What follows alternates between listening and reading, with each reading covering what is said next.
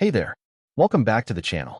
Today, we're diving into something really common, but also a bit confusing in Java. The difference between the primitive type short and the wrapper class short. So go ahead, open up your VS Code, and create a new Java file called shortwrapper.java. We'll use this to try out all the examples in this video. First off, what exactly is short?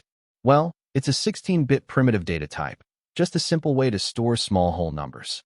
No fancy features, no methods. It's fast and efficient, mostly used for raw computation. Now let's talk about short, with a capital S. This is a wrapper class, which means it wraps the primitive short into an object.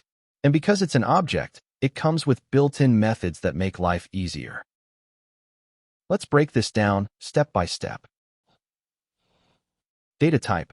Short is primitive, basic, and lightweight. Short is an object, part of Java's class system.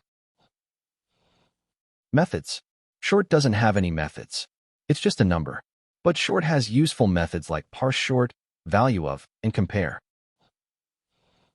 Null values. Here's something important. You can't assign null to a primitive short, but you can assign null to a short object. That's helpful when dealing with databases or APIs. Now, what about autoboxing? It's a fancy word, but simple idea. Java automatically converts a short into a short. That's called autoboxing. And the reverse? That's unboxing, turning a short back into a short. Java handles all of that for you behind the scenes. Let's look at some cool methods in the short class. Parse short takes a string and turns it into a short. Value of gives you a short object from a string. Compare compares two short values and tells you which one is bigger or smaller.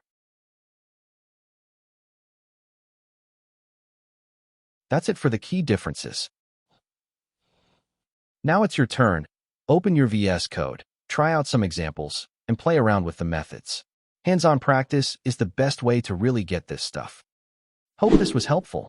Don't forget to like, subscribe, and check the description below for links, documentation, and source code.